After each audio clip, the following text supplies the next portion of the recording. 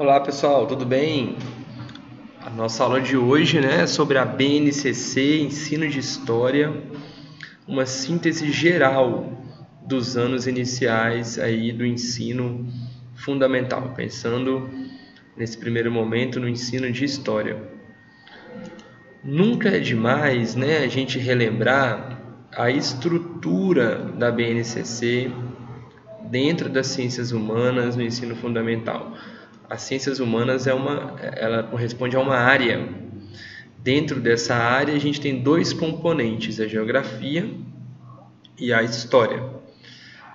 Tanto a geografia quanto a história são componentes, a gente não pode esquecer aí desse detalhe, dessas nomenclaturas, ok?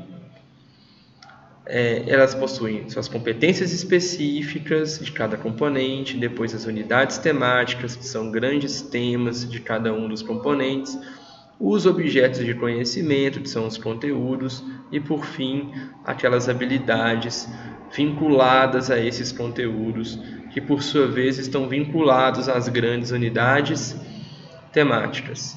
Não se esqueçam disso, são nomenclaturas importantes para a gente pensar a nossa docência, para a gente estruturar os nossos planejamentos.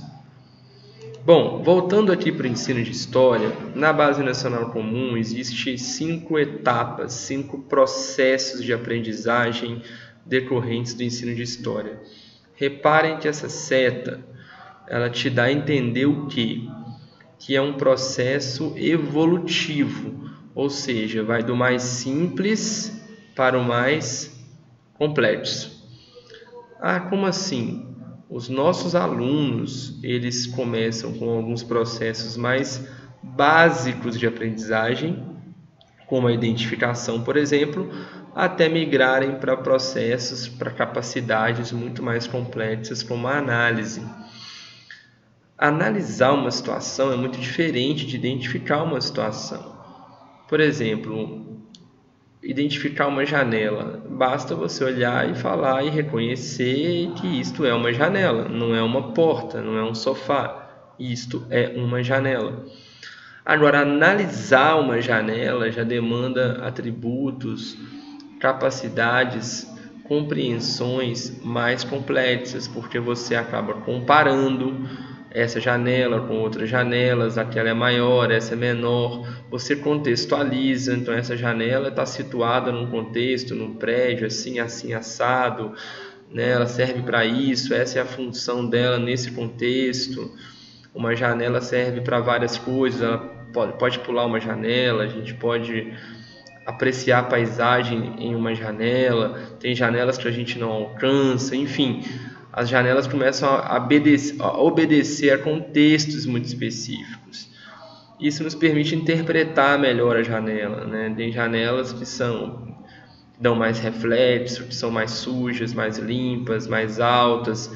Enfim, dentro de uma janela, uma simples janela, envolve-se vários fatores e capacidades de interpretação, de contextualização, de comparação, por fim de análise, que vão muito além da identificação. Então, os nossos alunos, nos anos iniciais do ensino fundamental, eles têm dificuldade para analisar.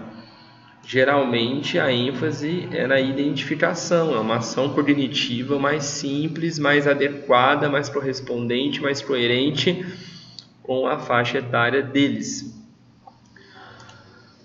É muito importante que a gente repare esse gráfico para entender o que a base nos diz em relação a essas ações cognitivas em cada ano do ensino fundamental.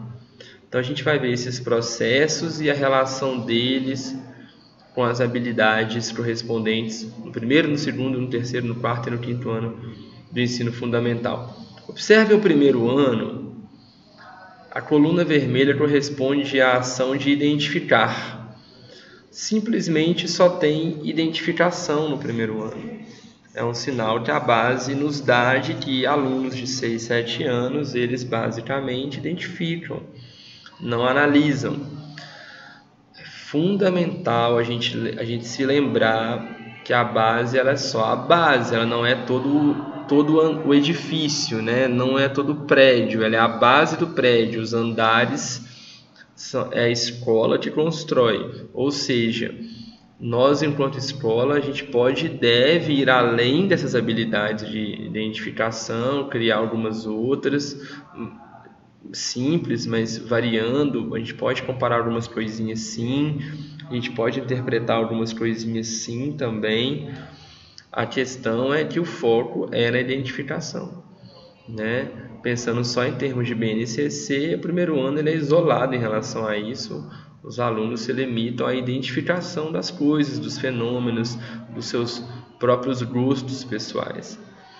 No segundo ano, a identificação continua predominante, mas ela ganha a companhia pequena da capacidade de contextualizar e de interpretar, né? Então já é um pouquinho mais variado, porque os nossos alunos têm um pouquinho mais de maturidade. No terceiro ano, a capacidade, né, a ação cognitiva de identificar continua fortíssima, porém ganha uma companhia um pouco maior da comparação. A comparação é uma habilidade fundamental para o ensino de história, porque você, geralmente, quando você compara na história, você compara no tempo e no espaço. O espaço é um conceito fundamental para a geografia.